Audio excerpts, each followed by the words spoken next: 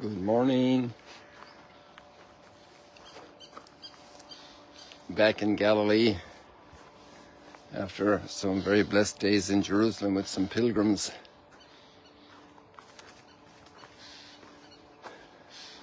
Here to see the golden water of the Sea of Galilee. There's an interesting spot here. I don't know what we'll pick up on the camera. It's just the light here seems to my eye bluer than it does on the screen. The center of the sky reflection and the water in the very center of the screen there. For my eye and in nature it's directly much bluer like it is above. But it doesn't show that clearly in the water in the camera on the screen.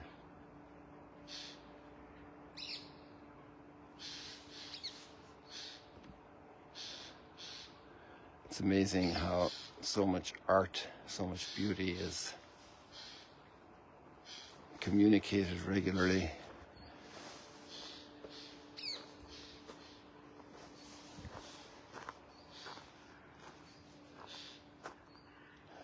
Our bell is getting greener by the day.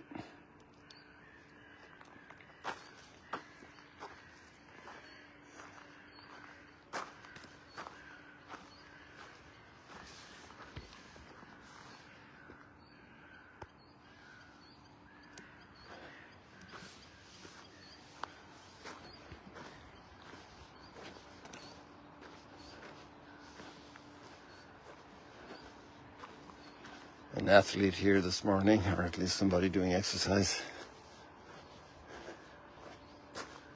Some guests are trickling back to stay here.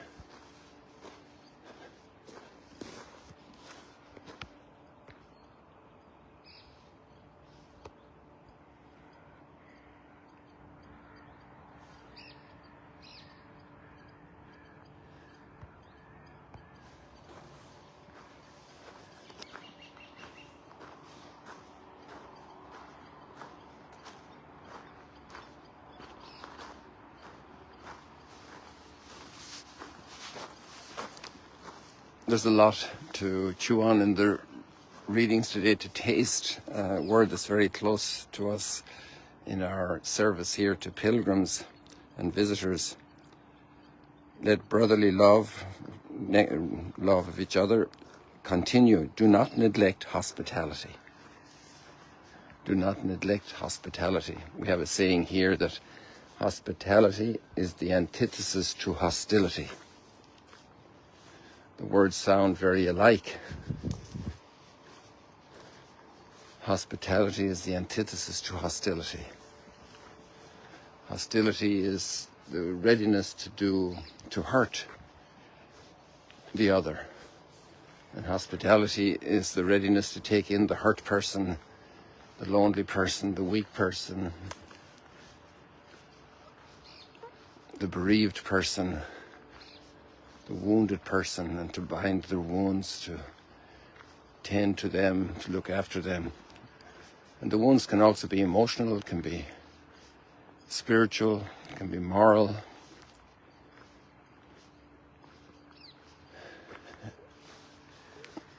Man's inhumanity to men makes countless thousands mourn. And we see that also in the gospel account today of the end of John the Baptist's life. And that's caused by a grudge that's harbored. It's very dangerous to harbor a grudge, because in the moment of other kinds of weakness, it can lead us to do very great evil that we would really repent of afterwards or regret, because the grudge builds up a kind of a force of gravity to fall into something that's beneath our dignity. Harboring grudges is really, really, really treacherous for our lives, for our heart, for our mind, for our soul. I see our gardener has been downsizing this bougainvillea plant.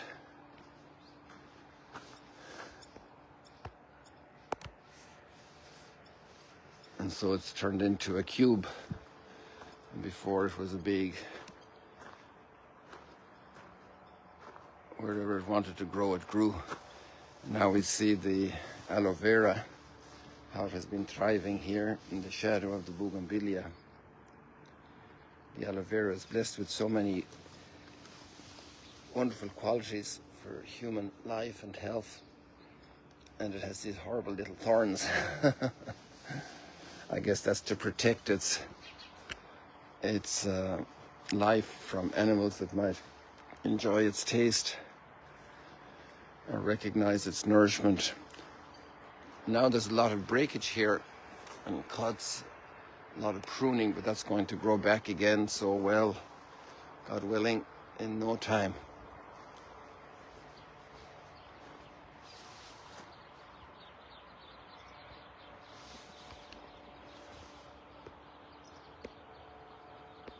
And there we have the sun disk.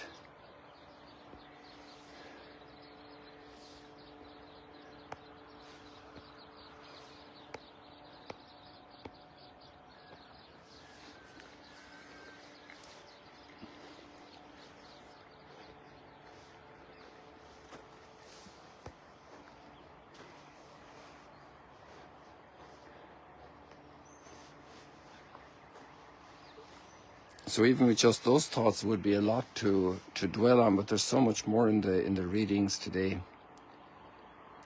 Do not neglect hospitality, for through it some have unknowingly entertained angels.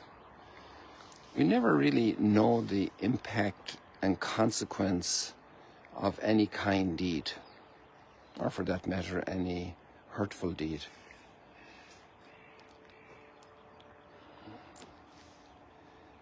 We've no idea who it's going to affect. And it could affect a child later on in the telling of the story, or a grandchild. The telling of good stories is so important. And that interpretation of, or just telling the story, the letter to the Hebrews tells the story again of Abraham. And it tells us the story with a special little flavor, if you will, a special sensitivity, understanding the principle of hospitality.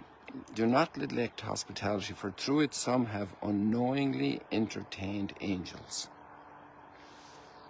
An angel, the word technically means messenger. The word, the etymological meaning of the word, it's a messenger.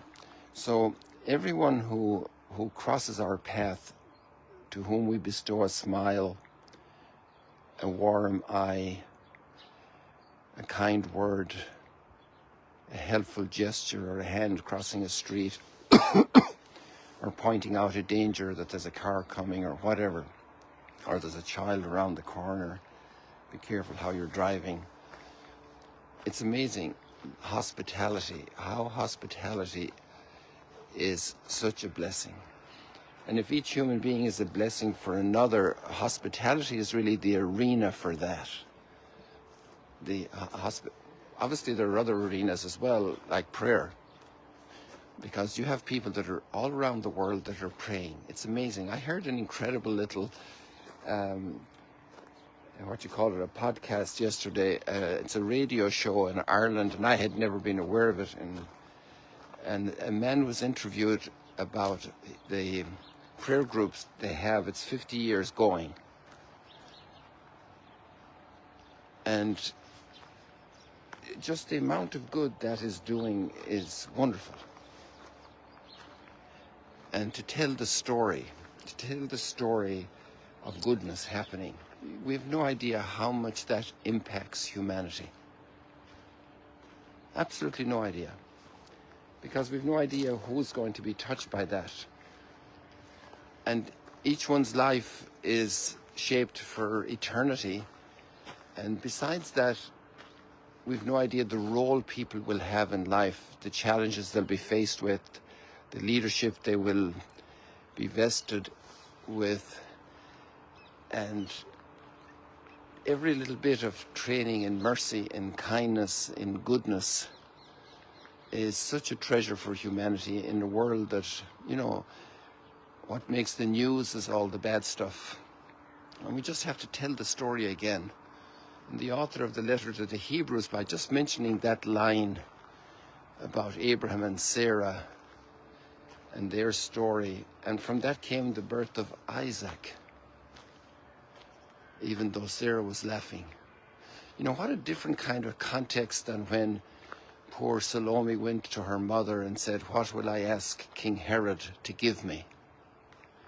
And because she had the grudge in her heart, she wasn't aware that she could be a blessing for Herod in his moment of debauchery, of drunkenness, of peer pressure. But her grudge impacted a decision of the king and the death of the last prophet before Jesus. It's really amazing how we're interconnected. You know, we had a great idea, one world, you know, we're all one. And in some ways that can be used in an abusive way to force people into a oneness that is not proper. It's not respectful of cultures and of identities but on the other hand, we are connected, like pulling a thread out of a certain garment and it ruins the whole garment, and it's just a little thread.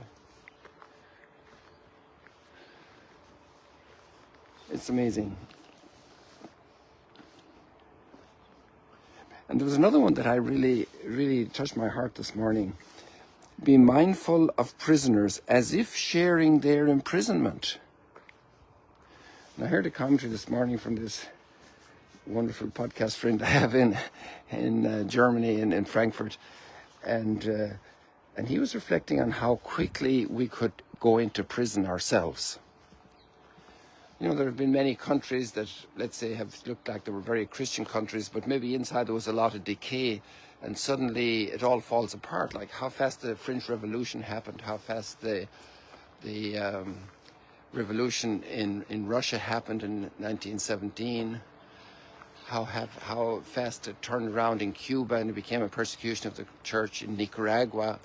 And all of these churches had a very significant level of Christian culture and the culture of loving your neighbor and all of this, and yet it became very corrupted and suddenly people found themselves in jail. Right now, different religious orders like the Sisters of Mother Teresa, who only look after the poor of the poor, and they're expelled from Nicaragua by their dictator there. It's really amazing to see how fast, well, that's been going on for a while, so it's not that totally fast, but how fast people can be in prison. And they're taught to be mindful of prisoners as if I am imprisoned with them. And that wonderful blessing of going to visit people in prison. And on the one side, there's also the physical prison. There's one actually very close to us here in Magdala, 2 towns over. And you go by it every time we come here, and always thinking of the prisoners and saying a prayer for them. There's also the moral prison and the political prison and the spiritual prison people are in. And one of the big words in Jesus' ministry was liberation. Wow, the fish are jumping straight over there.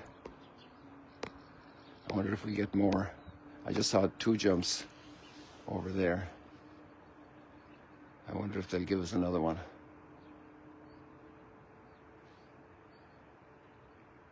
Just this side of the bushes in the water.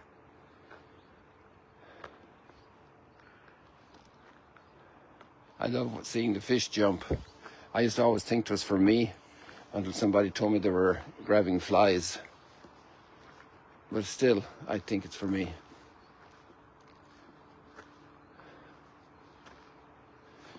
People, there's a lot more in these stories today, and I encourage you to go for it.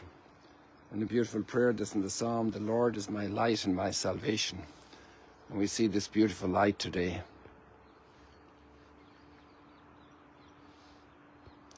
people, God bless you. See you later, alligators. What's going on here? I'm trying to turn it around and it's not going. There we go.